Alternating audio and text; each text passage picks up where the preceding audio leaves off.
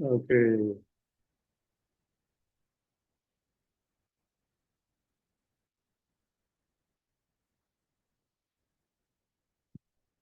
Sorry. Okay. Good evening, everyone, and Seattle, for the Seattle, all participants. Warmly welcome to Tavagu PBG Talk, Tavagu Tree Talk. Thank you very much for joining our program. Firstly, may I introduce myself? I am Venerable Isoda, the organizer of this program, Tavagu Tree Talk. Now I live in Yehulen. I established Tavagu Dhammasriya Center where I teach Dhammasriya lesson English language. I got MA degree from IDVIU, PhD degree from MCU Thailand. Right now, I'm working in Yehulen. And first, our respected Seattle, our teacher, Venerable Sandamuka, I would like to introduce. Venerable Sandamuka is right now a professor at IDVIU. He is one of our favorite teacher when we were at IDVIU. Seattle has been working. Seattle got Bhavanatata Dhammasriya Vinaya Vidu degree, MA, PhD from IDVIU. He is a solely IDVIU student, IDVIU teacher, IDVIU professor. Seattle have been working for several academic projects, such as Dhamachai Tipitaka project, Thai Tipitaka English translation project based on MCU in Thailand. Seattle has presented several academic papers on several conferences. Seattle has very open-minded and very flexible. That's why I dare to request to give it time our program. Yeah, I don't dare to request other teacher because our program is a very small opposite. Okay, the Seattle where give it discussion. Saw it. Got him back.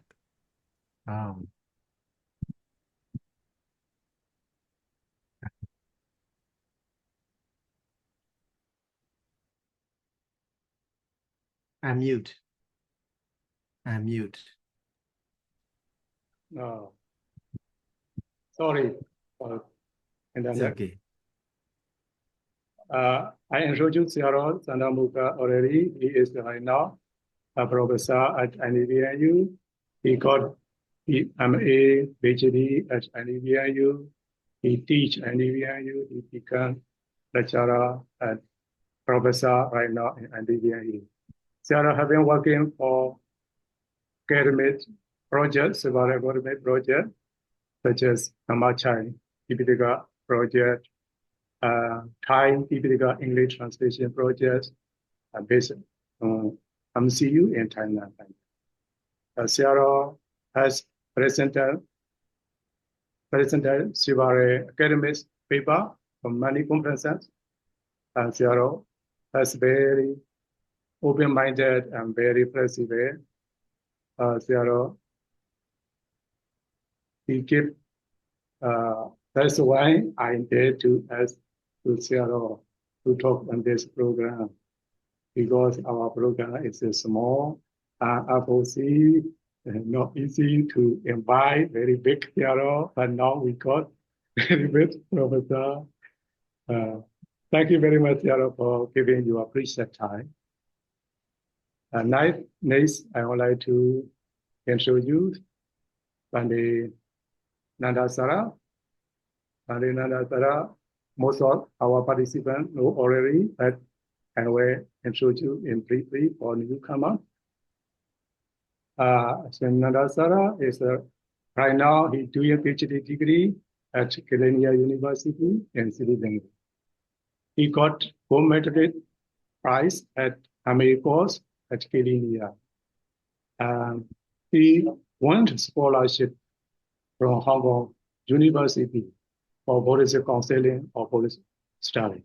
And not sure. It's wonderful. He has he can establish his own own territory that like Buddhist psychology. He teach him a Buddhist psychology course and online. Wonderful, no? When he announced his class, within 1 hour, the registration number already full. Like such a full monk, but he become monk after getting BA degree at Laymanhood. No, he has no traditional education background. He become novice and monk, and he after 2 years he moved to Sri Lanka. He studied his MA course. He studied the diploma course, but he can do something for Buddha sadhana in the period of Buddhist study. He established one territory. Wonderful. Thank you very much, Venerable, for giving your precious time. Thank you. So, as I just introduced to our leading speaker, as we know that we will discuss today about our education system or the monk. With me, we had two systems, traditional monastic education system and modern Buddhist study. We say modern, okay, contemporary. Let's say we all know that traditional monastic education system, let's say traditional, modern Buddhist study, let's say modern way, so that we can talk easily. At first, I would like to ask Sarah Anamuka, how do we define tradition and modern Buddhist study? What is major difference between these two systems? So, Yeah, thank you so much for your kind introduction. And also, I would like to say thank you for inviting me to be in this very wonderful program. Also, it is very effective for many young generation. So that's why I would like to say congratulations for the Tavagu Education Center, as well as I'm very happy to be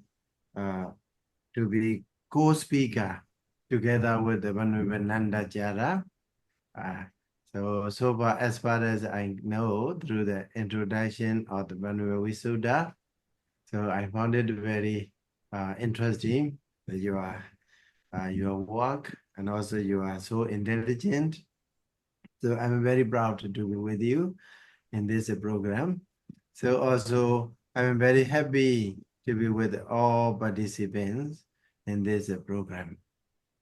So to answer the question regarding the traditional Buddhist study, traditional way of Buddhist studies, and modern or contemporary way of Buddhist studies.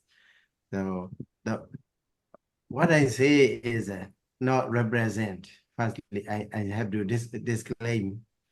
So it does not represent any university or any community or society. It is my own assumption, my own understanding. Okay, so that's why whatever I say is maybe if it is wrong, is my mistake alone.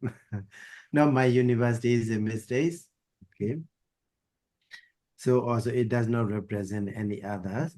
So firstly, what I understand about the traditional Buddhist study, traditional way of a Buddhist study is the study of a Buddhism or Buddha's teaching that has been handed down from generation to generation.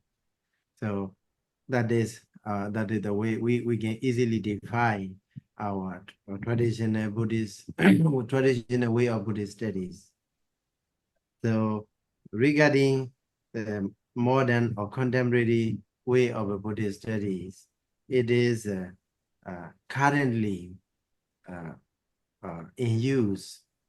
So in many universities in Myanmar as well as in other countries, they teach Buddhism, and also they try to apply the Buddhism in their lives, and also they try to do research, and also so that's sort of what education practice that are taking place in these century. Okay, and we can simply say it is in the 21st century. So that sort of education system can be recognized as a contemporary Buddhist way, contemporary way of studying Buddhism or Buddha's teaching. So regarding the different key differences or main differences, I'm trying to figure out the three main differences. The first one, which is very important, is the aim of the education system. I think we all, maybe almost all of us are Burmese or Myanmar mans and nuns and Myanmar people, so that we can understand how our traditional way of the Buddhist studies handed down, and also what is their aim, what is the aim of this education system. So it has been practiced maybe during studying from the Bhagam or even before the Bhagam era. So that kind of a study of Buddhism has been practiced for many centuries, many centuries. So the main aim, whenever we read the history books about the Buddhist monastic education system, we can see the very big aim. That is what? That is to preserve the teachings of the Buddha in its pristine purity. So that is the main aim. So with this aim in mind, our ancestors, the most senior venerables from generation to generation, they practice this kind of education system. So, and also not only to preserve, but also to propagate, to spread the teachings of the Buddha in its pristine purity. So, with this aim in mind, so the traditional way of a Buddhist study has been taking place for many centuries in Myanmar. So regarding the livelihood, so that one point we have to consider over there is, what about the livelihood of monks and nuns and novices who studies and practice under the Buddhist traditional way of a Buddhist study?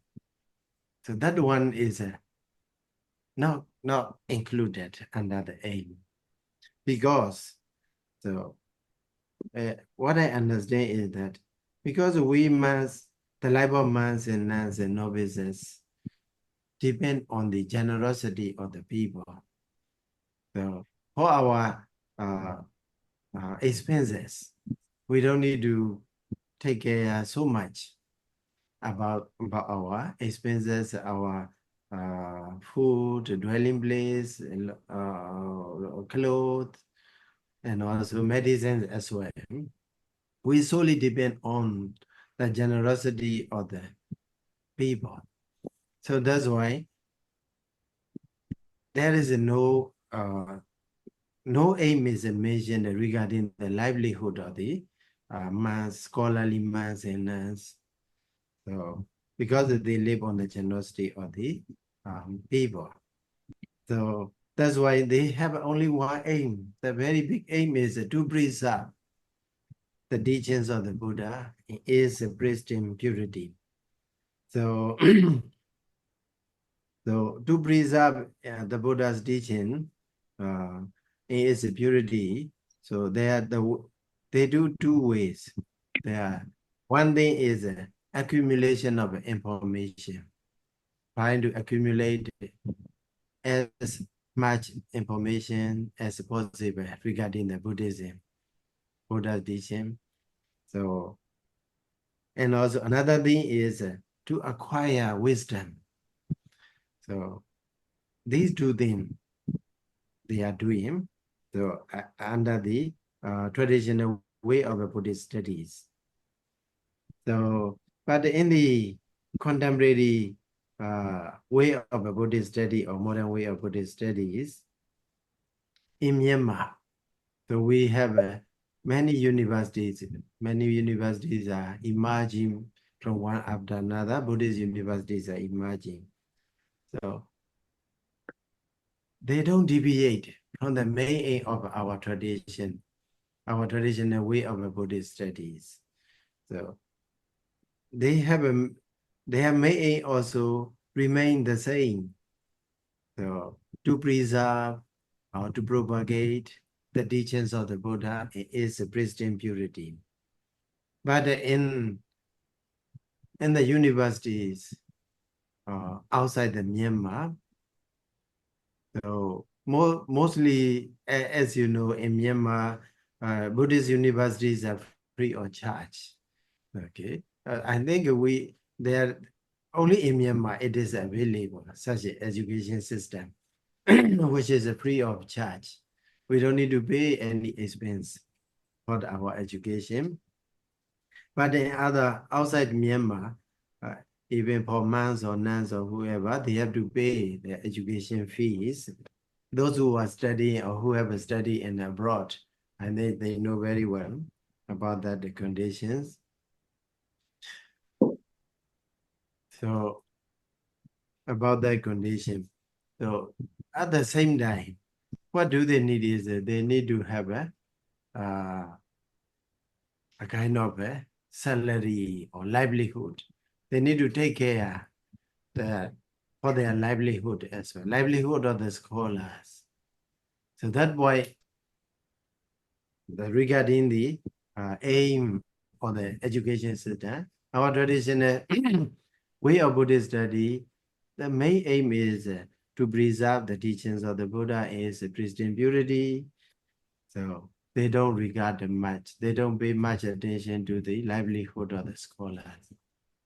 So, but for the contemporary Buddhist studies, they pay both of them.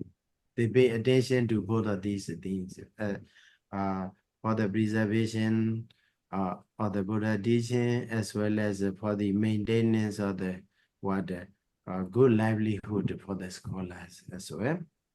So that is regarding the aim, and also regarding the subject. So they teach in the traditional Buddhist study, or the traditional way of a Buddhist studies. So as I introduced a little bit earlier, so what we do is firstly we try to accumulate information, Buddhist information, as much as possible, and then trying to acquire the wisdom through this information. So in order to have in order to accomplish such functions in the traditional Buddhist studies, what I find is that they're trying to teach grammars. Okay, grammars like a Kachayana or Moggallana, Vyakarana, and so on, Pali grammars. So, and also they teach about the Abhidhamma, profound teachings of the Buddha. So it is compulsory. And also what they teach more is about the discipline, monastic discipline. So Vinaya. So monastic discipline is very important for the monks and novices and nuns because it is a virtue. Virtue should be very pure. Okay. So, and also another two subjects, grammar, Pali grammar and Abhidhamma. So as you know, Pali grammar, so it trying to analyze the word, the meanings, the rules, and also their context as well. So without understanding the real meaning, the root meaning or shape meaning of the Pali words, it would be very difficult to interpret correctly, as the Buddha said. So if we cannot interpret it correctly, then the view also will be deviated from the Buddha's teaching. So that's why they teach grammars, Pali grammars, as well as Abhidhamma. So from the child, from the monastic education, from the basic level of the monastic education, Abhidhamma is a compulsory subject. Because without anyone can read, whether they are Buddhist or non-Buddhist or whether monks or lay people, they can read Pali or they can read the translation books. Okay, nowadays many translations are available. But in order to catch the real meaning, deeper meaning, or deeper philosophy of the Buddha, then without the Abhidhamma, it is impossible. So that's why to make too pure, for the purity of the view, grammar, Pali grammar is necessary, as well as Abhidhamma study is necessary. For the purity of the virtue, sila, we need to study monastic disciplines, Vinaya. So that's why these subjects are core subjects for the basic education system and the traditional way of the Buddhist study. As you know that, I think most of us clearly know about the meaning of the Sangha. They mentioned that Deity Sila, Samanya. So Samanya here means commonality. We share the same view. We share the same virtue. View and virtues are very, very important in Buddhism. So to have a very pure view and also pure virtue. So to establish, to have such a strong foundation in the Theravada Buddhism, we have to study grammar and also Abhidhamma and also monastic discipline. So that the learner, students, they themselves become pure in terms of virtue, in terms of the view. So then if they go to the higher degrees, higher education system like a Dhammacharya, is a Dhammacharya level. So other than they trying to explore Pali canonical tests and also post-canonical Pali tests. So when they interpret also, according to their grammar knowledge, according to the Abhidhamma knowledge, it become, it will not deviate from the Buddha's teaching, from the main idea of the Buddha's teaching. So for, with that purpose in mind, so they're trying to prescribe, sorry, the Buddhist tests, okay? The curriculum also we may say, curriculum in the traditional Buddhist studies, so in the basic level, so grammar, Pali grammar, Abhidhamma, and monastic disciplines. And the higher education level, so Pali canonical tests, commentaries, and sub-commentaries, so they are the main subjects. So for the contemporary, so as far as I know, contemporary or modern education system for the study of Buddhism, so their main focus is not basic education, but a higher education system. So higher education level, that's why if you study in abroad, attend the universities, then you can earn BA degree or master degree or PhD degree like that. They are not a basic education, but a higher education system. So also, so at the same time, so in the Buddhist universities abroad, they come to know, so they need to provide some foundational courses like the Pali grammar. So and then in Sri Lanka also many Buddhist universities we have to study Pali, Pali major, Pali subject. Pali is one of the subjects. Also Sanskrit, also subject. So that's in this way they trying to give like a postgraduate diploma or something like that. They trying to provide such a required required subjects. So also they trying to provide another subject like archaeology.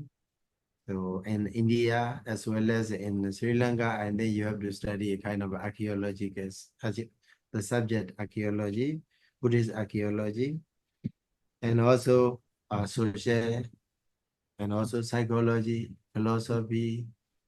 So when they are also when they are giving these teachings regarding the Buddhism, they trying to provide their discipline as well. So each subject that they have their own discipline. So if we study philosophy, we need to know their discipline. That's why they provide. So in this way, we have differences in terms of the what the subject matters. So in the traditional Buddhist study of Buddhism, as well as contemporary or modern education system of the Buddhism. So since they have a different subjects as well as different aims, they have a different techniques to deliver, to impart their knowledge on Buddhism. So in the traditional way of a Buddhist studies, so as I explained a little bit earlier before, so we're trying to share information. Teachers start to share information and also enough information. Teachers are trying to provide enough information to the students. And also they show if you're trying to use this information, then you will acquire this kind of a wisdom. Okay. And accumulation of a wisdom, accumulation of information to the acquirement of the acquiring wisdom. So how can we say in Myanmar we got bong the need. Yeah. So by using this information, you can get this answer, this wisdom, this knowledge. That is the way in the traditional education system we trying to use. So also in the contemporary Buddhist education system, they also trying to share the information regarding their subject, regarding their respective subjects,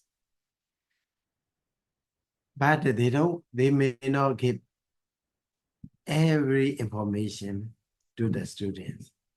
But they show the way how to find this information by the student themselves. And the student has to explore by himself to collect many information possible. And then the teacher, the instructors, they trying to encourage their students by using this information, you try to find a new insight, not the old insight, but a new insight. You're trying to get new insight. So that is the way they train uh, people, our students, monks in the two different traditions. So in this way, I think there are currently in my understanding, there are three main differences. One is the aim is different, another is a subject, another is a techniques. So they are also in this way there are these differences. So I think anything Vanvivananda Jara input or add about this idea. Well, Vanilla already covered a lot. So, well, of course, I still have some point to point it out.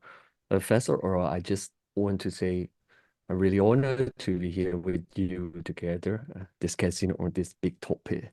And I'm also want to declare, I want to declare before starting, before beginning what I'm saying.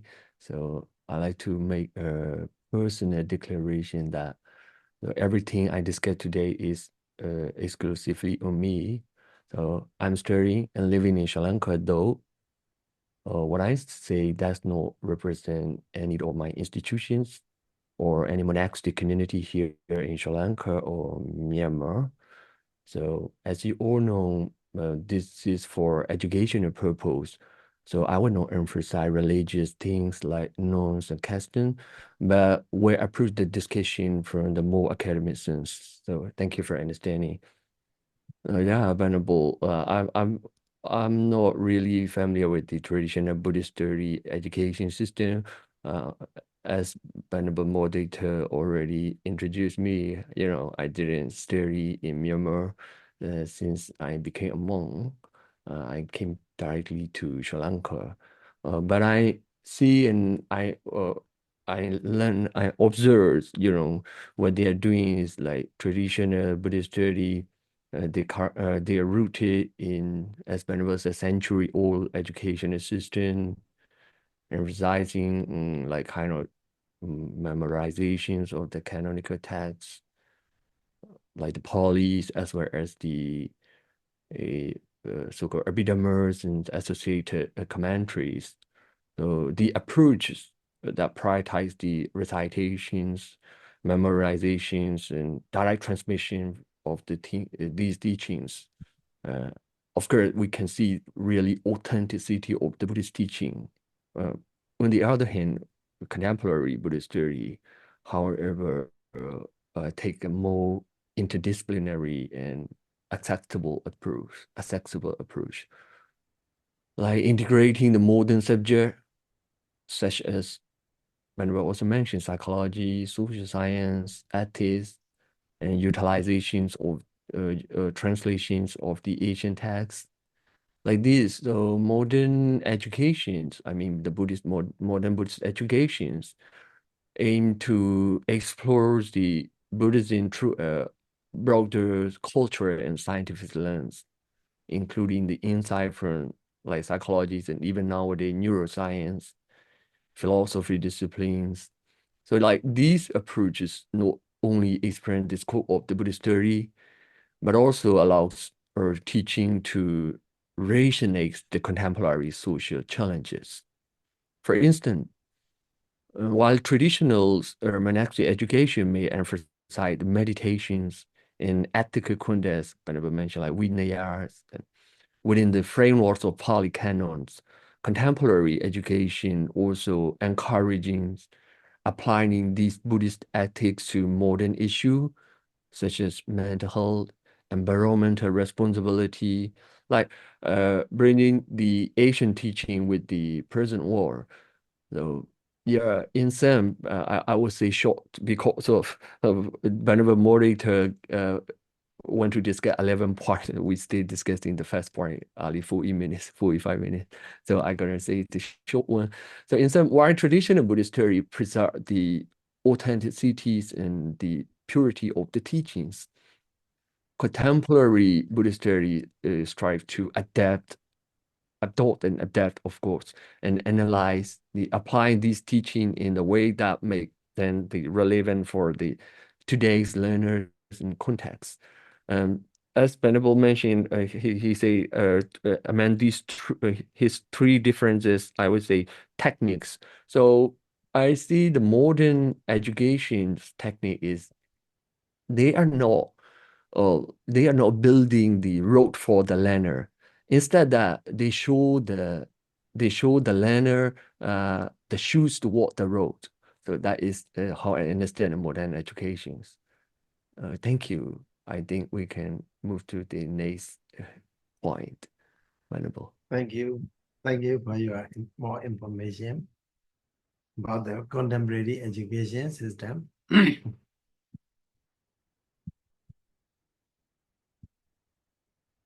So unmute.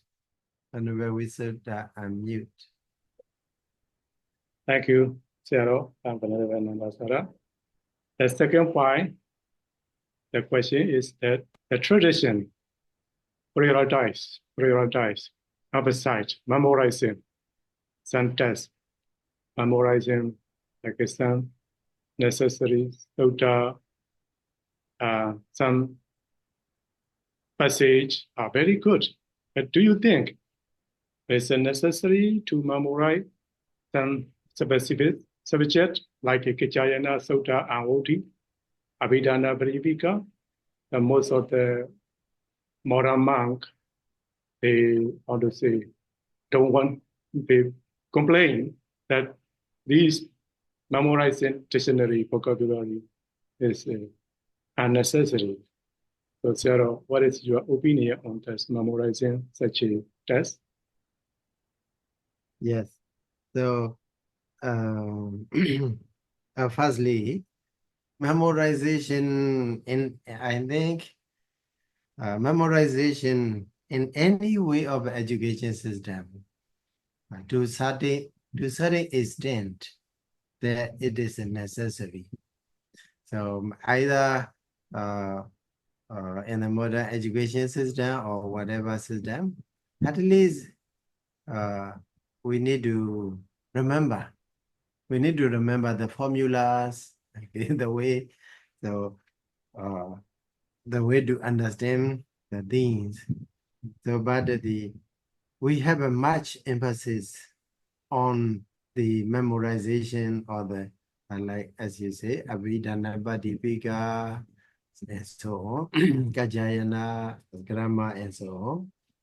So these are not because of the others, in my understanding, but because of the examination system. So the examination system is a bit in that way. So without such a memorization from cover to cover, so we cannot get the required marks for that. So long as we are involving in the current examination system, so it is a must. It is a must. We can, whether we like it or not, we have to work like that. But in the modern education system, so they also have a certain kind of examination, but it may be different. Not from we don't need to write it down from our memorization, but from our own understanding. So that's why in the modern education system, memorization may not be much necessary as we do in the traditional education system. So because of priority is given to the examination, okay? Examination. In the examination also the structure of the questions.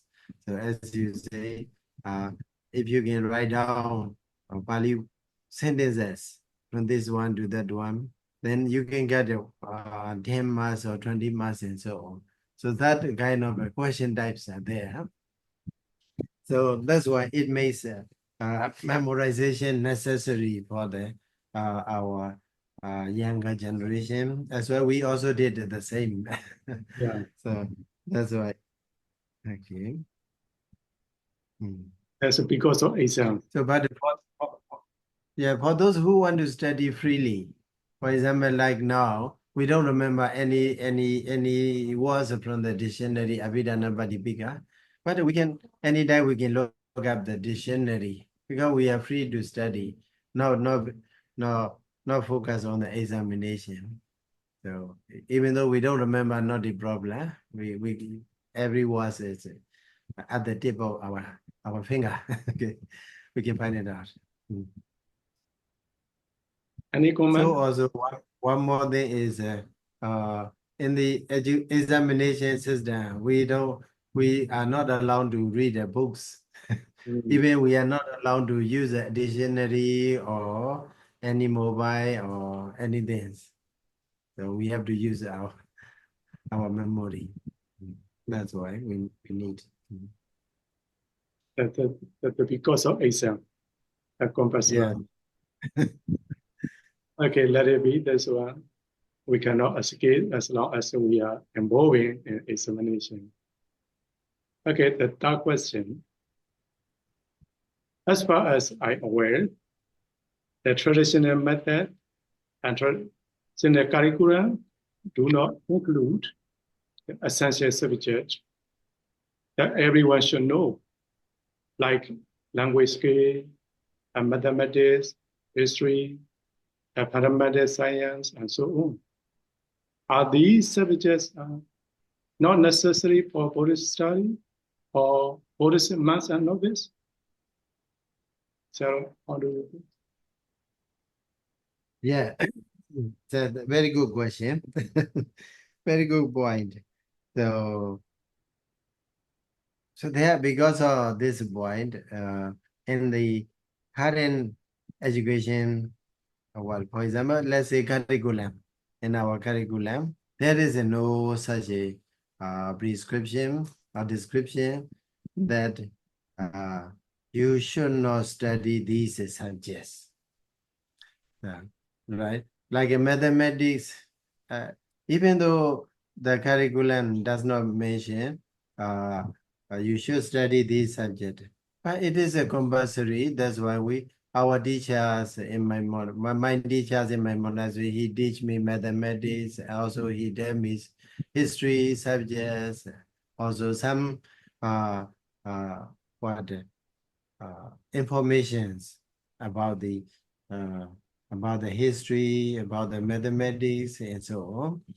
So, but regarding, because the current system does not prescribe or describe, these are the subjects that should be studied for any adult or for any child. So that's why there is a misinterpretation that Buddhism, Buddhist traditional way of Buddhist study does not allow monks and novices and nuns to study what the secular subjects. Actually, there is no such description. It's a kind of optional subject. Okay, optional. We can study. It's up to our masters, our schools. For example, in your Tavagu Education Center, you can teach English. You are do your new generation, also mathematics, also a kind of science, okay, or geography and so on. So some of these are I agree that these are the information that we need to know. These are basic informations everybody should not know, should know. That's why we can teach it.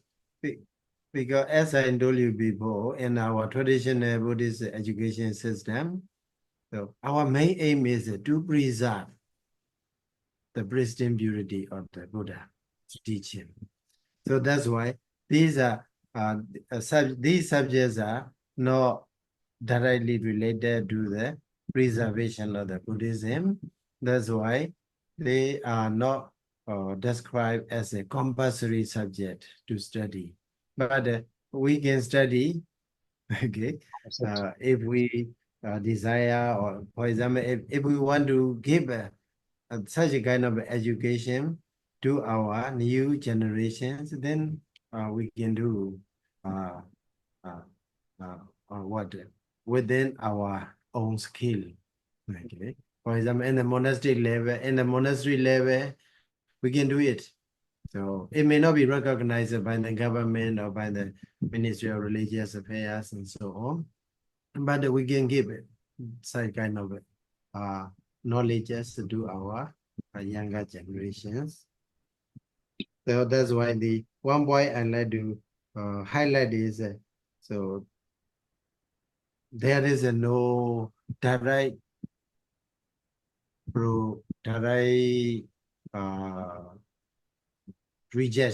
rejecting. Not the monks and nuns and novices should not study secular subject. There is no such a direct rules.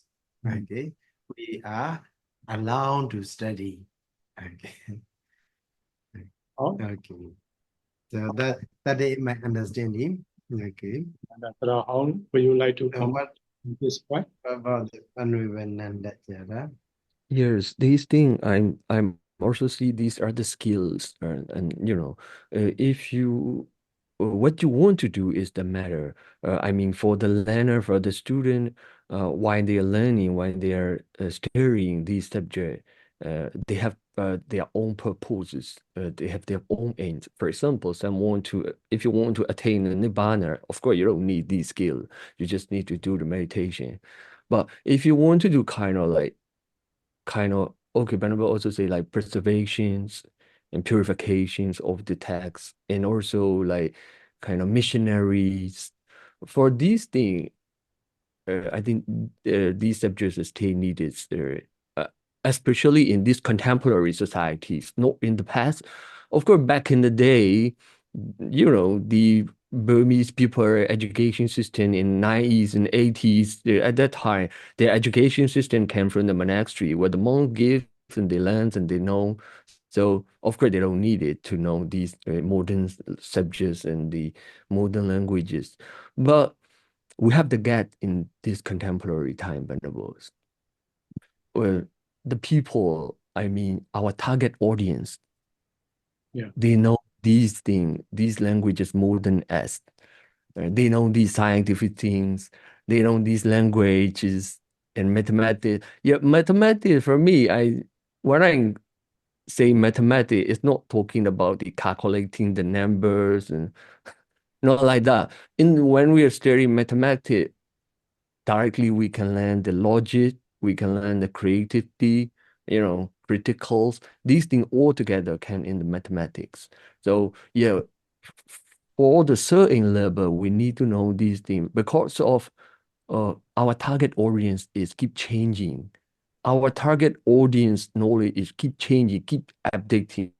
So if we want to do the missionaries, and we are just giving what they don't know, what they don't understand, what we are presenting is, you know, such an old languages and they don't understand, that will be boring, you know. And also preservation. For example, Venerable, I have seen, I read one books.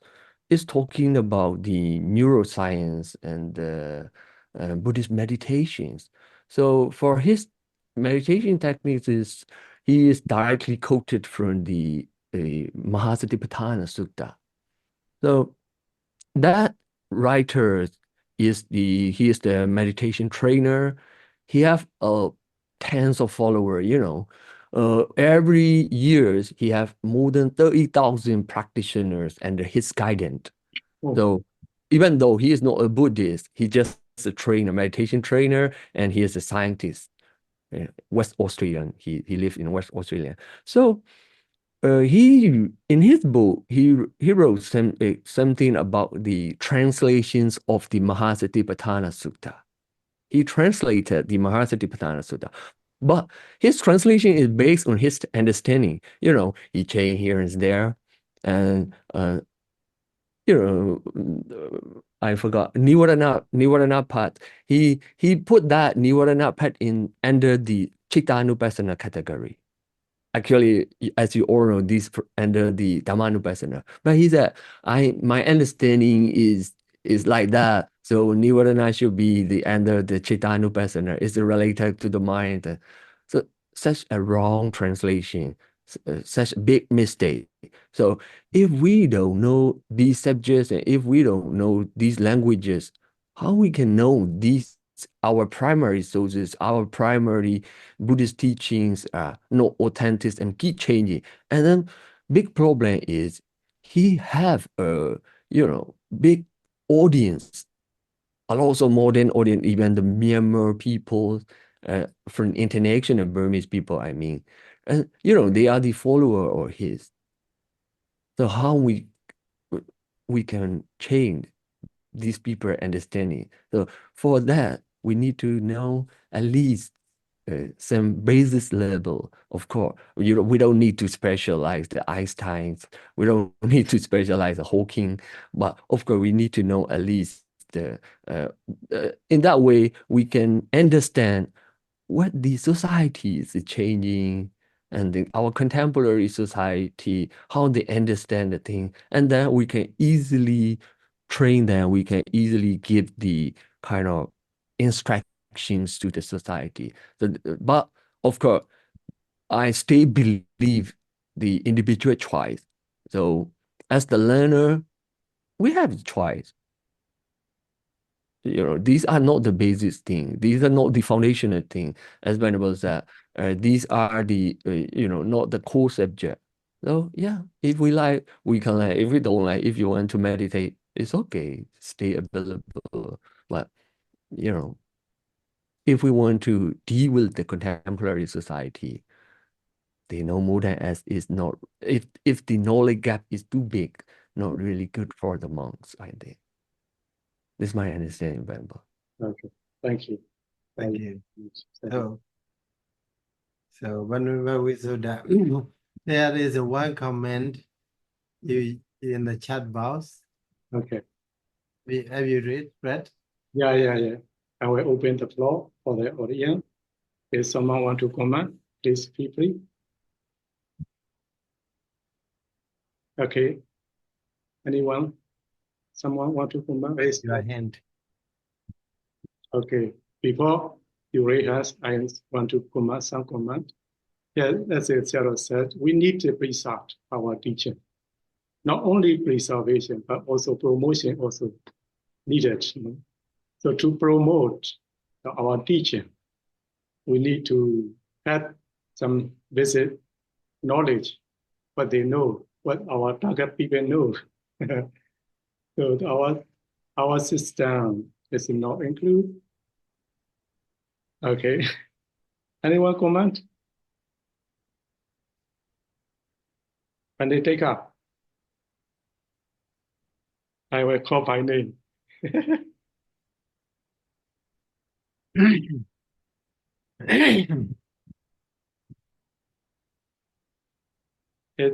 Regarding our question, does someone want to discuss? Okay, please feel free. If you don't raise your hand, we will continue. Next question. Okay. And let's go to the fourth question. And this is very simple. And how about your idea? Does traditional monastery education system in Myanmar include research activity, research method? Sarah? Yes. Very good question. Very good issue. So in my experience, when I was working for the master degree in our university, so we start to hear about the research. So research is like a ghost. We feel like a ghost. Oh, what is research? And also our seniors, they present their papers. Then scholarly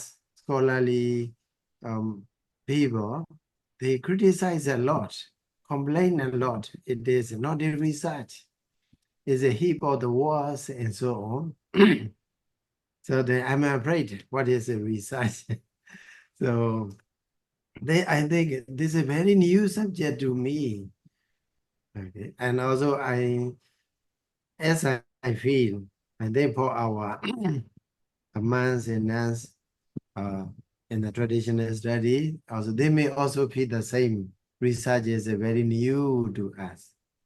But when we are studying about the research, so then we came to know many similarities in our traditional studies, especially in our Dhammacharya level, and then most of us already study. So Dhammacharya level, the method they teach, okay, the way they teach is about the academic, about the research work, how to write academically, how to make a logical reasoning, and also how to have a critical thinking, how to think critically. So these are the things we have learned. So in our monastic education system, especially in the Dhammacharya level. So, so for the word research, we haven't never known that word. That's why we think very new to us. So luckily, when we study in the for the MA degree, so I was trained by the Venerable Dhammasami, Ospo Sayadaw. So he showed me the way. So many similarity between our Athagata commentary studies and academic writing or research writing and so on. So also, for example, you can see later on when I came to know that when we read Silakanda Waka Athagata, so there is a what introductory verses are there.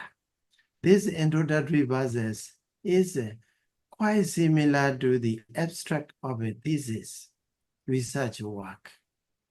So if you see there, the aim of the study, the problem is there, why he need to write this kind of books, and also what are the source, and also background. So this kind of research practices are available in our commentary systems. So when I teach also my students, I try to, because most of them are monks and nuns, I'm trying to show them there are similarities. They are not new to you. Don't be afraid of that the research was. So research is you have a study something, but you have to try to modernize. That's all. So that's why, so in my understanding, so research activities, research natures are inclusive in our traditional way of study, even though they may not mention that this is a research work or academic writing or critical thinking and so on. Okay. Now highlight. Indirectly, there is it, we can say. Yeah. Mm. Any comment, Minister? Well, yes, there are kind of research, and also research thing in the, especially in commentary, indeed undeniable. But in the education system, when we talk about this system, I don't see research sense. Of course, there is a research, but no research sense. That's why, as Venerable rebel that, even though you have seen, you have learned a lot of research thing, but you don't know that is research. That means in the system, we still don't have the research sense. So if we can get the sense, that would be really nice. For me, Venerable, most of my academic writings are, got impression from the commentary, especially for the critical writings. All these critical writing I learned from the commentary, not in the modern education, because I read the commentary. I can't read Pali, but I can read Nasia. So I'm reading the Pali Nasia commentary, and then the way how the commentators, Venerable Buddha Gosa, the way how he present his ideas is really critical. He give out the last week I remember I read one commentary on the Mahasupya Sutta. You know, in that commentary, the commentators are giving developing a research question that like when we are dreaming, in what time we are dreaming. That is a research question he raised by himself. And then he give a research problem, sorry. And then he give the research question like when we are sleeping, are we dreaming? Or when we are waking, are we dreaming?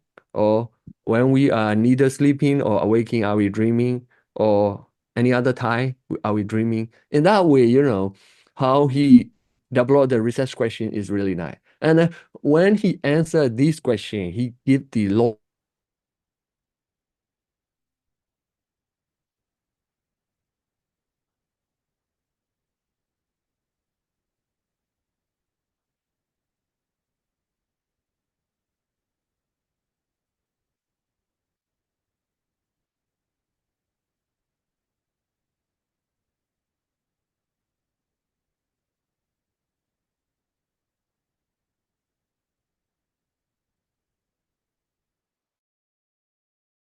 of the how the critical way of the commentator. But what we need is if we want to use these research skills and research thing, we need to have the sense, research sense. So that we need in the education system, when I say. Thank you, Venerable. Yes, one point I'd like to add is that, yeah, so regarding the research sense, even though, yeah, by reading, because you read a commentary, so there you can get a kind of arguments and a commentary, that's okay. But the point I explain is that why we are in the traditional way of a Buddhist study and the Dhammacharya level, so teachers, they use such techniques, such a method. These are not mentioned in the commentary. These are not available in the commentary. But the way teachers, for example, in Myanmar, we go what the Simeon Sejet, something like that. So these are the way how to analyze and also how to understand, and also what is the intention of the author, the writer, and also how to argue. So like a Jordaga, Bogadi, Chadoka, and so on. So there are many techniques, so in the traditional way. So, but they will not be mentioned in the commentary directly. But our ancestors, traditional masters, they reveal these senses there. So, but we can one point is that we fail to make these research sense and the way to do research inclusive in our traditional system. So, and how they are doing. So that kind of, so for example, lack of information, the kind of a lack of information is there. That's why we feel it very difficult to hear the word research. In Myanmar, we go to data now. So that's the problem. But the point here, one question, the writer, how to inject traditional Buddhist study to become more modernized.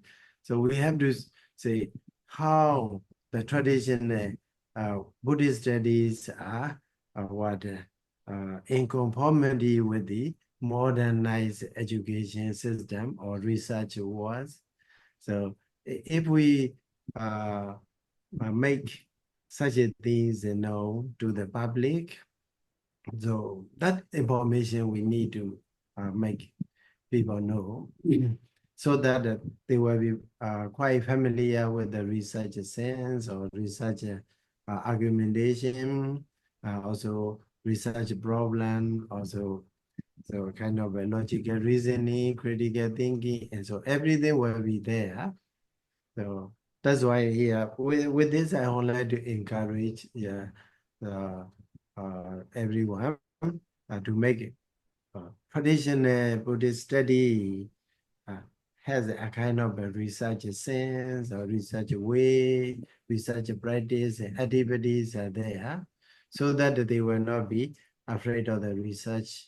And also other people, they mean, oh, research is finding effort. Actually not finding effort. Research is trying to see things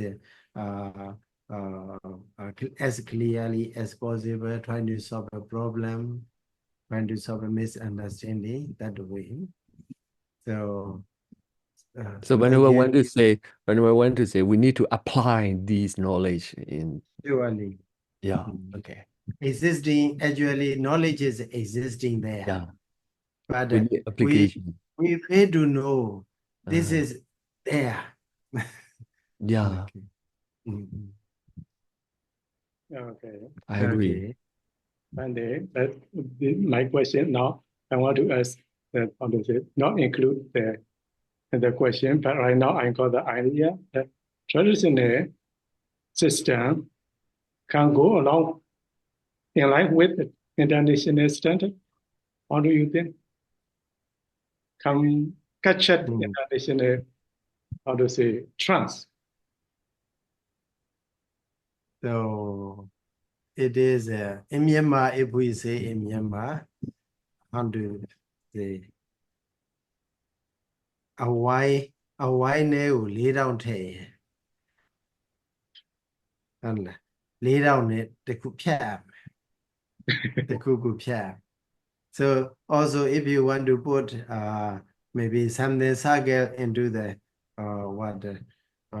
Well, in the square, then we need to make it cut off something, because we need to make it one, because one day at the same time we have to understand that is one value will be lost. Okay, so each system has their own significant values. So that's why we are trying to make not to put everything together. Then we have only one value. That's not the way. We have a different cultures, a different traditions. So we have to preserve it. One thing is we need to understand that, oh, there is such a nature. Then understanding make it everything possible. okay. Okay, let's move to this question. In this Anyone? point, I want to discuss from the like kind of education system in Tibet. So Tibetan Buddhist traditions, I mean, education tradition is quite similar to the Burmese educational tradition. They have the similar goal and they have, kind of technicism approach. They also have to learn a lot by memorizing, you know. So, but I listened to one podcast by the one great Tibetan master. So he said that when they were young, they have to memorize a lot of the Buddhist texts, not only in Tibet, also in Sanskrit and other languages. So, but after finishing their primary level, what they have to do is they have to learn the next level to deal with the intonation and disciplinary. So. Of course, as he said, for the basis level, if we are trying to put some kind of other discipline for the basis level, that will not benefit for the both field, for the tradition, also for the modernization. But after they have been establishing the good foundation from the traditional point of view, traditional learning method, then they can train these students for the next level, like we can say higher education level. So if we can do like that, that would be nice. So then we don't need to worry about the cutting the edge. Okay. Yamaji, want to comment? Welcome. Yes, Okay. I agree both Pomoji and Pomongli speakers. I think we all are agreeing most of the points very viciously. Well, what I like about it when you say research is not something scary, I think it starts from the beginning. Even when we write essay or later assignments, not simply memorize, copy, paste the lines.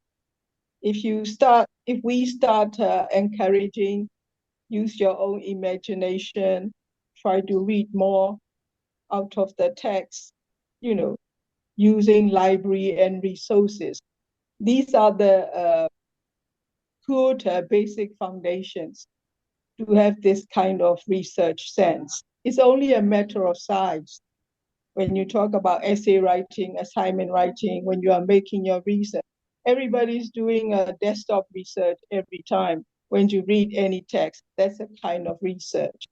But things are coming under many different vocabulary, glossary, and all these stuff. So, which is important when you talk about research problems. You really need to know what we are looking for in your research, not borrowing any other ideas. And you talk about research gap. Every research or your assignment or even little essay, we always need to come up with our own ideas, something new. Because there are thousands of literature sitting in library and all these sources. If you come up with something new, that could be your good added value. So I think that's where research comes from, and where we are a little bit behind Asian. We don't have this kind of critical thinking style. We are not encouraged to do that from the beginning in our childhood. So that we should be.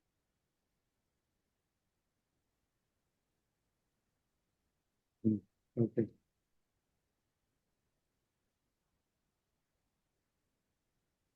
Installer. Maybe this one. So we should come up with our own ideas and comments. That could be our really scoring points, I think. Okay. Thank you. Thank you, Sim. We analyze and put aside the traditional way. Now turn to the modern way. Anyone want to comment before we move to the modern method? Okay, next question is contemporary method. Don't study Pali grammar deeply, Takara deeply, Abhidhamma deeply. Contemporary modern study just emphasize selected passage and selected sutta and selected text that they want to highlight. So how do you think the contemporary method can understand fully the teaching of the Buddha and can preserve well the original teaching of the Buddha? Yes, I also agreed that the contemporary method, even though they don't study as traditional method do, but they also have their own way to study Buddha's teaching deeply and also analytically. So, but the one point, as I explained in the earlier questions, that in the Theravada tradition, we pay much attention to the preservation of the teachings of the Buddha in its pristine purity. That's why we need to know deeply about the Pali grammars, so and as well as Abhidhamma. So without Abhidhamma knowledge. We may interpret it in many different ways. For example, in the one of the Dhammavada, I remember is that Mataram Pitra Handova. So they mention we have to kill mother and father. If we directly interpret, so it may mean that, oh, Buddhism encouraged to kill mother or our biological mother, father, and so on. We may interpret because with the word for word translation, without understanding the context, okay, contextual meaning, and also what is this psychological meaning there. Abhidhamma meaning is there. So that's why we need to have it. I don't mean that the contemporary method, they don't know, they have no knowledge about the Abhidhamma. In one way or another, they may have such a Abhidhamma, a way of interpreting Buddha's teaching. So if they have such a way of Abhidhamma understanding and also the understanding of the root meaning and shape meaning or contextual meaning of the words, then they can be very good for the preservation of the Buddhism, as well as for the betterment of the Buddhism, for the betterment of the people around the world. So that's what I think. So it's means the modern mother also can understand their own way.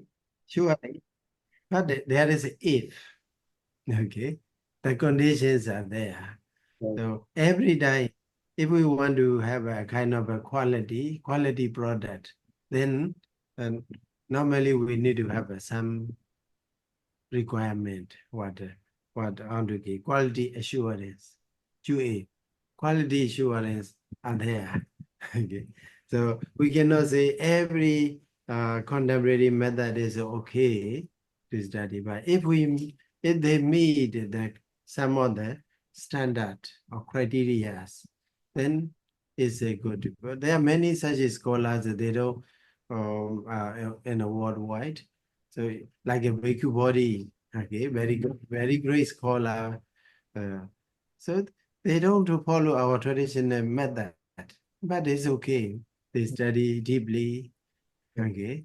So, but it may not be for every contemporary Buddhist education system. There may be certain conditions, certain requirements.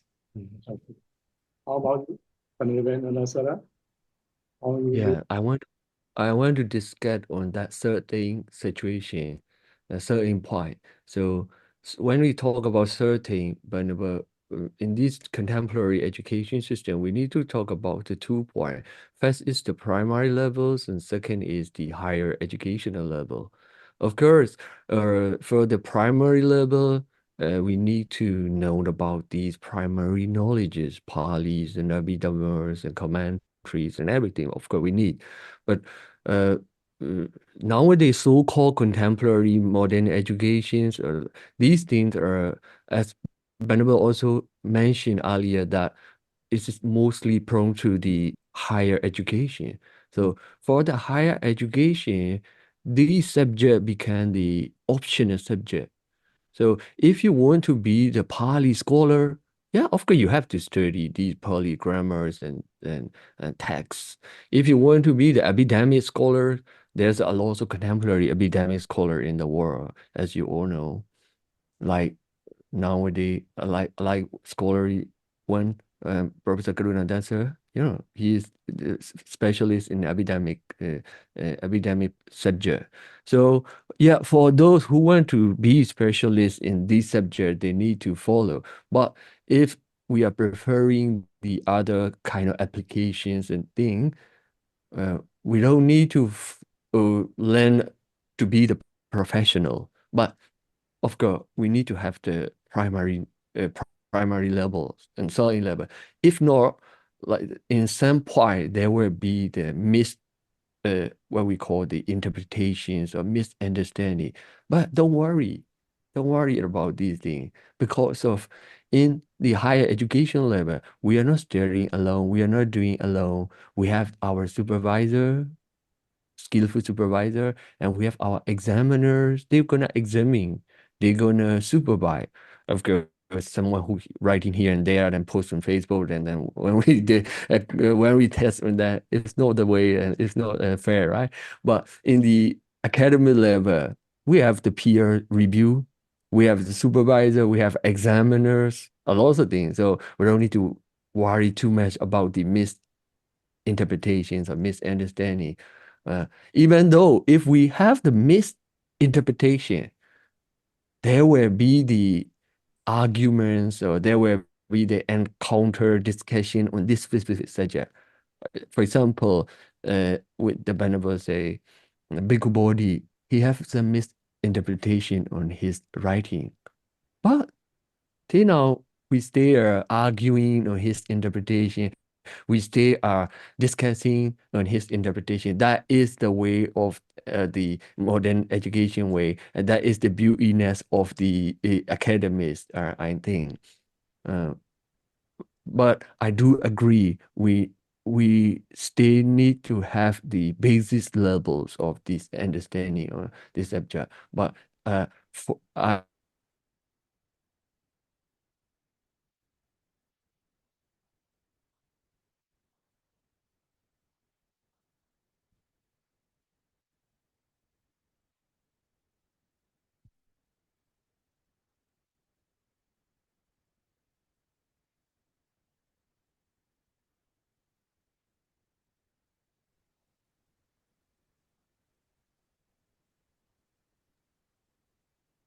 Okay. Visuddha. Yes, Bani, excuse me. Can I say something, Bani? Okay. Welcome. Yes, welcome. Thank you so much, the most venerable. Yeah, you are right, Bani. Because we can see that this education, according to my understanding, it is essential to learn between this modern education and monastic education. Mahasangha also another educational. They also, after finish some degree, they also start to learn the modern education. We can say just only the English. We cannot to learn another science like this money. At the time, you want to transit another place, another education fee. We have a lot of problem. You see, we don't know how to use the copy, how to read the English, also something like that.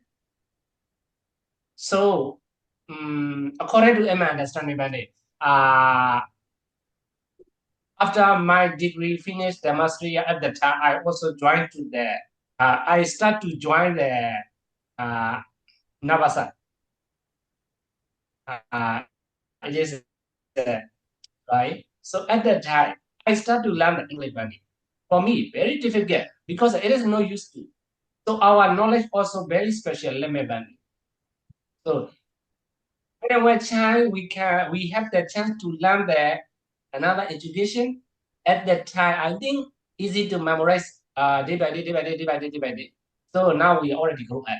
So at the time, we have a lot of problem to memorize anything, to learn or something like that.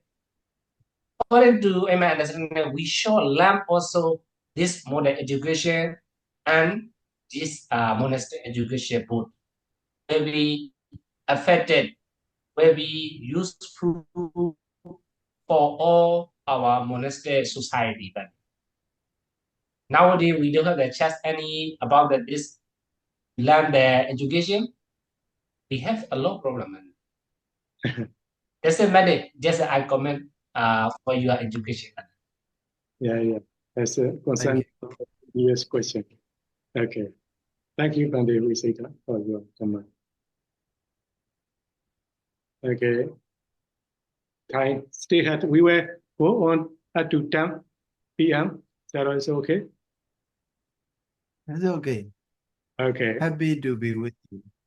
Okay. If we cannot finish, next time please after 1 month later. Okay, give me time. Yeah. We can just get we can go easy way. No? Yeah. Okay. The second question, what advantage does modern education bring to Buddhist study that traditional monastic education may not provide? So, what do you think? In my understanding, yeah, there are many advantages of the modern education system in Buddhist study, because very obvious is for people like me who have a study, who have a trained under the the traditional way of a Buddhist studies. So we can learn new subjects, a large number of new subjects, like Indian philosophy. So these are also very necessary. So we need to know. So if we want to interpret Buddhist philosophy, we need to know we need to have a certain knowledge about the Indian philosophy as well as the Western philosophy. So psychology, history, or many other subjects, many new subjects are there. We can study. Also, because of this modern or contemporary education system is not just a beer, not just invented by current scholars, but it is established basing on the education systems that has been practiced in many other countries or many developed countries from many generations. They do research on the education systems, and then they try to make it progress, make it developed. So that's why in the modern education system, yeah, they may try to provide many systematic ways how to treat effectively, okay, how to take a notes. Suppose like a what is that note taking system? So invented by in the from the Cornell University. Cornell University, there's a Cornell note taking system. The way how to take a notes in the lectures and also in the while we are reading the papers, research papers. So that may not be. We didn't get such a kind of a trainings in our traditional systems, traditional way of Buddhist studies, but there we have it. So such many advantages are there. So also the way to do research methodologies they try to provide. So and also by understanding as Bhagavananda Sara explained earlier. So because with this understanding of the new subject, we can communicate Buddha's teaching with the other people. We can share because these are the knowledge the language they understand. But like for example, scientists, neuroscientists, they know that is their language. We try to reinterpret the Buddhist knowledge through their language. So that way also we can get some kind of advantages from the modern education systems. So there are many such advantages we can get from the modern education systems. Okay. Okay. How about you? Okay, so yeah, when I discussing, I think I'm gonna cover the one comment in the chat box by Venerable Suwijata. So yeah, I'm gonna cover his question. You know, in the modern education system, um, that system support, especially for the pragmatism. So for the practicals and for the application directly toward the maybe society or maybe in a monastic community, both we have a supported way, but in the traditional monastic education system, I'm sorry to say, but monastery education system shouldn't be only for the monastery, you Mm. know. So that is not really good. That make us boring, especially for the student. I think most of the as he as his question like Myanmar new generation, we are not interested in traditional education system in Myanmar because of such a boring way of learning approaches. Nowadays we are already talking about since 20th century. We are talking about the student center method, but we are in the monastery. We stay teaching the kind of the teacher center or maybe the Tipitaka center.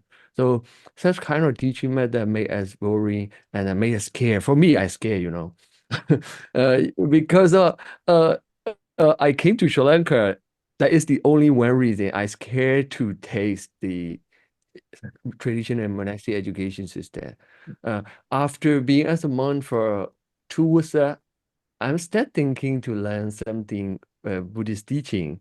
Because I was reading within these 2 years, I was reading Mahabodhisattva of Pandava Mangun Sayadaw. So I was reading his book, and I like the way of his presentations and his analysis way.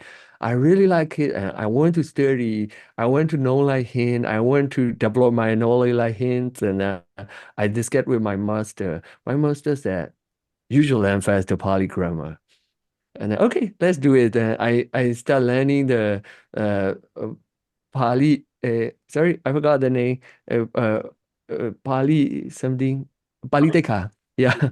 That book I start learning it. At the beginning, I happy, and then after learning about the half of the book, I said to my master, I'm ready for the Pali grammar. Can I go to the like kind of Saturday night? Is this okay? And he said like, after that you need to memorize at least Preji. So that made me sick. Uh, it's quite difficult for me to memorize these Pali words. I don't even know what they are writing, what they are saying, and difficult to pronounce. How can I memorize? Then he said, if you go to that monastery, Saturday night, you have to memorize every day like this.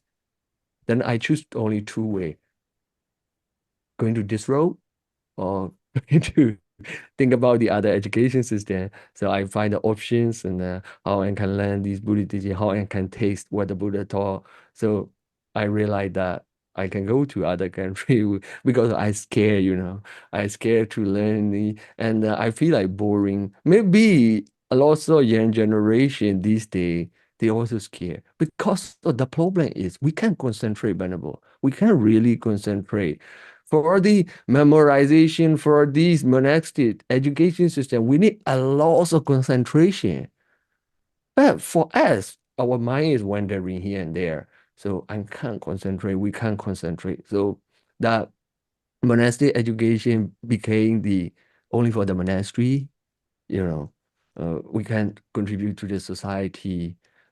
That is the thing, uh, what I think Venerable, and that is the answer what the monastic education may not motivate us to study more and more. Yeah. Okay. Okay, we can go. Okay. Regarding Banave and Sarah, thank you for the explanation for the question. Yeah, through your own experience. That's very good.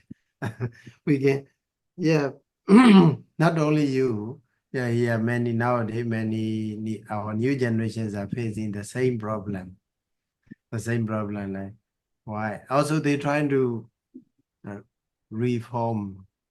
They're trying to reform our education system, traditional education system, but they it is still not yet successful because there is a one point is there is a certain significant values in the traditional systems are there. That's why they stay maintained. And also the reason regarding, in my understanding, why aren't they interested in the Theravada, in the traditional Buddhist education? In my understanding, because it cannot guarantee their livelihood. So, as I explained before, traditional education, Buddhist traditional way of Buddhist study, one aim, only aim, that is to preserve. Don't consider about your livelihood. Don't consider about your future. Okay, but you devote your time, energy, your life, everything on the Buddha's teaching, then people will provide you for everything. Okay. So that's why. So, but the nowadays generation, we try to find a new U-turn. So, but in the traditional education system, there's no U-turn. There's no U-turn. Okay. Only one straight way. You have to go ahead. Go ahead. That's the only way. So I think that's also one of the reason for the young newer generations to have a no lack of interest in the traditional Buddhist education. Okay. So another one. We will go to another question. We just wrap up what we had discussed.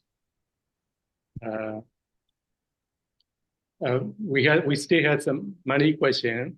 Okay, please give me time for next time. We will make appointment once another free time. We will announce for next time.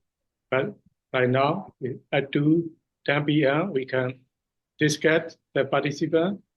I invite participant. Anyone want to? Woman want to discuss? You are welcome. Yeah, Venerable, may I ask one question? Okay. Yeah, according to the translation, I really want to know. For example, like nowadays, many scholars translated. We already know the Ewome Sutta.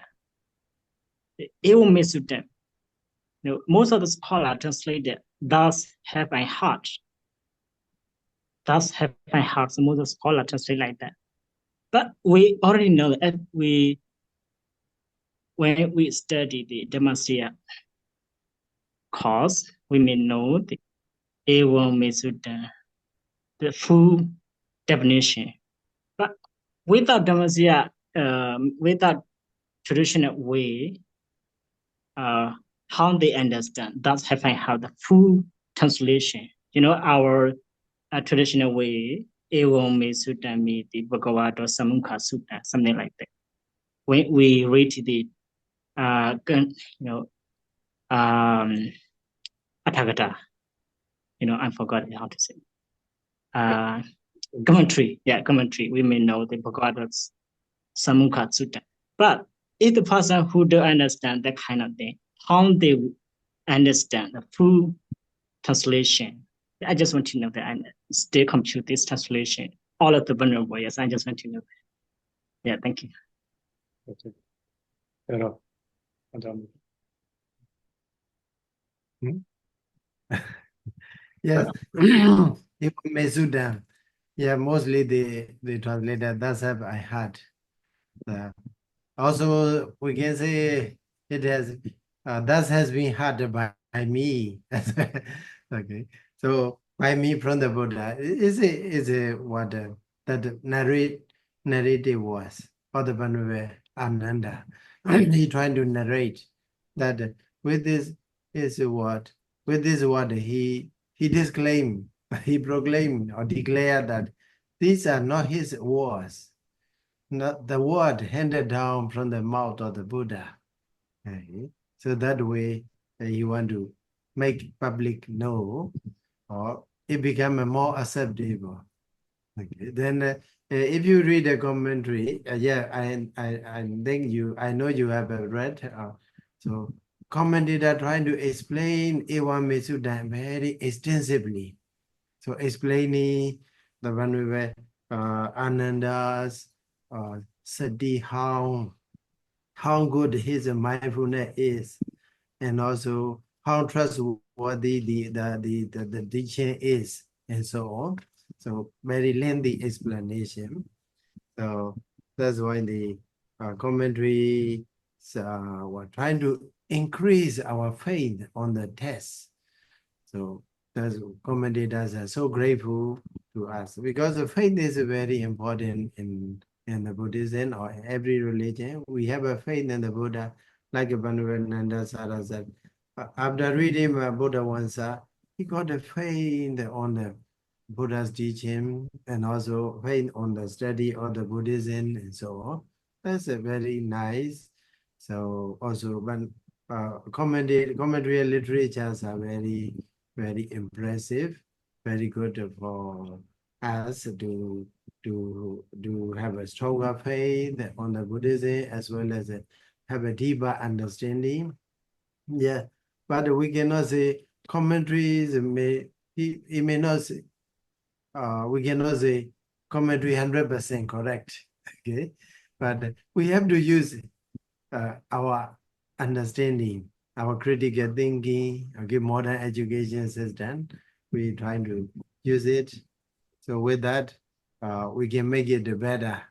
We can make it more understandable. We can acquire more wisdom. The study of the Buddha's teaching is not just a accumulation of the informations, right? As we know, but it's acquiring knowledge, wisdom through the study. The more information we accumulate, the more the brighter wisdom should be there. Okay, so for that purpose, we study. So also commentators, they trying to explain as much as they can. So that way. But in the translation, that's I heard. So I think it is a kind of a narrative. Was about Ananda. We can readers can understand. This is not his Ananda's words, but the Buddha's words. That meaning. Thank you very Thank much. you, Bhanu. And I want to talk one thing about that faith. When we study these Buddhist teaching and from the modern sense, it's quite, I would say, dangerous if we don't have enough faith on the Buddha, Dhamma, and Sangha, of course. If we don't have enough faith, it's quite, dangerous for us, because I don't think knowledge is enough for get the sense of essence of the Buddhist teaching. Knowledge is not enough. We need some faith. For me, my personal experience is that when we read, I often read the Buddhist teaching through the English translation, because of I can read the Pali, and I can read even the Burmese translation is quite difficult for me. So I read in English, but I read different kind of edition translation, maybe Bhikkhu Bodhis and Rhys Davids, such thing. I compare how they translated. I read in that way, but I feel just these are the literature. I don't feel like these are the Buddhist teachings or anything. I don't have any religious sense. I just got only the knowledge, philosophies or something. But when I read in Pali, I think Pali have that powers. I think Pali. When I read in Pali, especially Nexayat, and also translation, of course, Burmese translation, I got lots of faith. So what I have to do is sometimes maybe after reading certain amount of time in English translation, sometimes I need to read in Pali to balance my faith and knowledge. If not, it's quite not good for us. I see a lot of, Myanmar monks. I don't say who is that, who are they. I don't say, but I think a lot of Myanmar monks, for those who have really good faith on the Buddhism, they got dangers, after learning the English things. I mean, the modern things. Because the modern, they just emphasize on the criticals, analysis, and these and that thing, then, yeah, of course, we are close with the Buddha, but as a friend, not as the teacher. Of course, we are close with the venerables in the text, noble disciples of the Buddha, but not really respectful on them when I read in English. But when I read in Burmese or when I read in Pali, I got a lot of respect to the Buddha, Dhamma, and Sangha. So I would like to remind you all, please, we need to have this certain level of faith on these traditions. If not, don't even touch these modern things. You're gonna get danger, Okay. And then Thank you. and our other question, he just want to ask how the translation can understand that and how. This just for translation, it will be Sutta, not explanation. And it doesn't mean modern mother don't read commentary. It doesn't mean contemporary study commentary. They also they understand. That and how is it just for what translation than this? Like the modern method also. The one thing I want to find out here is for secular subject like before, we talk about history or language skill or social science or environment and so on.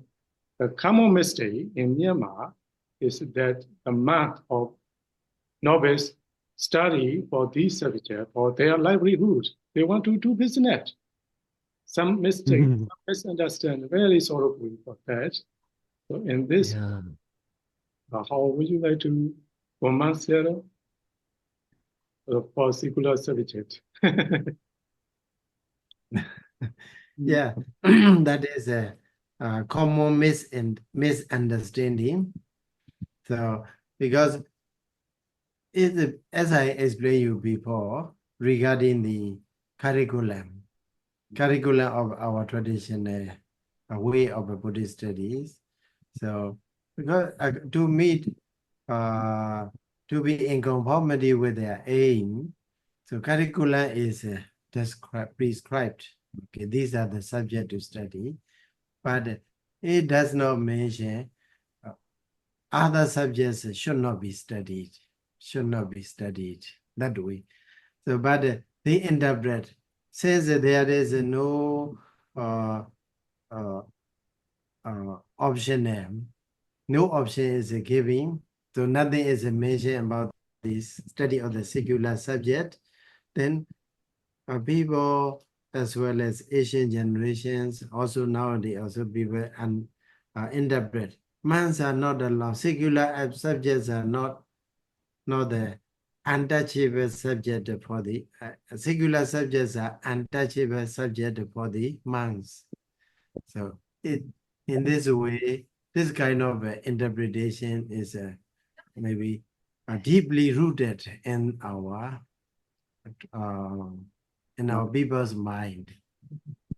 So, but that's why here I emphatically explain that there does not mention these are not the secular subjects are not to be studied. Okay, so but optionally is left for the masters and students. So if masters find this, it is appropriate for his student to study, to have such a skill, then we can have it. Like as we have in the ancient times, like Venerable Dongpila Sayadaw, and they everyone knows. So maybe at the age of 70, he can compose verses and prose and write the books and so on. So without such a secular, without study of such a secular subject, how can it be there? How can he acquire such a skill? Okay, so there had been there, but it described for the monastery that these are the core subjects we have to study. So on that, people misinterpret. So also another thing is they worry. If they study secular subject, they were disturbed when they were done to the lay life. They were returned to the lay life, and so on. So that's why it in this way it become a kind of become a tradition. Monks are not allowed to study, so, but it is not really correct one. So there, Venerable Wanda here is raise the hand. Okay, Yes, Venerable Wanda. please to meet you. Yeah. Tonight we have Yeah. a lot of experience and lots of knowledge we get from you, Brother Nanasarat and Siarot. So you have discussed about the traditional Buddhist more contemporary Buddhist study. So we know that advantages to all. Long ago, Ma Siaraji Zanaga Biwanda, he also knows contemporary Buddhist tradition, Buddhist method. He also encouraged other Siaro. He suggests that train about that. Why they didn't train? I want to know. I want to know. I want to know about that. Yeah. We should But- ask. Why? Okay. Because one thing is lack of advocacy. So Yes. if we want to make something happen, there we have to know the stakeholders are there. Who are the stakeholders? Okay, so we cannot challenge directly. So, but we have to make advocate. Okay? We have to advocate to the stakeholders step by step. It may be slow, but one day it will be. Okay, so that's why the people may complain. Any problem happened. That's the nature of the human being. We try to find out who is the source of the problem, that because of him or because of this person, that person. Because everybody has a responsibility. If we really want to have a kind of a change, okay, we can do in many different ways, right? So I don't mean to be violent, but we have to advocate. We have to advocate. Okay? Yes. We have to educate. Since we are young generations and scholarly persons, we have to be very nice, very polite, and also we have to make them know the necessity of this change. Then it will happen. Even if not for our generation, maybe for another generation, it will be. Okay. Yes. Nowadays, a lot of scholar like Venerable Narasara, he often find out he research. He can present about the advantages of modern education. So can we change So whenever I think, that Yeah. change is, of course, inevitable. Change is Yeah. inevitable. Nobody can stop us, for sure. Mm. But now, altogether is quite challenging for us, because of, the system, ongoing system is stay working and stay okay. Even I think traditional system also stay okay. They don't have any Yeah, yes, I agree, but yeah. but but the only thing is not inclusive for the everything. That is their only problem. But for themselves, they have their way to understand the Buddhist teachings, or they have their way of life. Stay okay, no need to change for sure. But Yeah. when we are asking for the change, when we are thinking about the change, is for the sake of, how to say, a sadhana, and of course for our devotees, because of our devotees are not really enough. They are not satisfied with just saying sadhu sadhu sadhu. They are not satisfied with these. Yes. They are Yes. now, especially Generation Z's, and they are asking a lot of interpretation. We need to explain deeply and detailed interpretations of the Buddhist teaching. They are asking if, Yeah. without changing, we can satisfy them, or we can give the proper answer for them. If so, what gonna happen? Of course, that gap became bigger and bigger, and then we will be statue in the monastery. Yes. Very good, yeah. That challenge is not asking by the monks, or not asking by the individual. That challenge is asking by the society. That challenge came from the era. Challenge came these 21st century challenges for us. It's undeniable. Yeah. I agree. So you are already angry, but I want to just know. Yeah. Okay, and time is up already. Okay, Yeah. Thank you so much. we cannot finish all questions, Zero. And please, But I think we cover a lot. We cover a lot of the point, and then I think participant also testify when we have that. okay. And today we have a lot of history and from here. What come to my mind is We that, like. and then there are Sandamuka's comment that the traditional education system is a both now, primary level and higher education system. But for contemporary study, contemporary modern Buddhist study is aimed or target for only higher level, higher education level. And this one, we need to take note that. Another one, Pandit Sarah comment, this come to my mind, is that monastic education shouldn't be only for monastic. That's a very good point. No? We have to think of that too. Okay.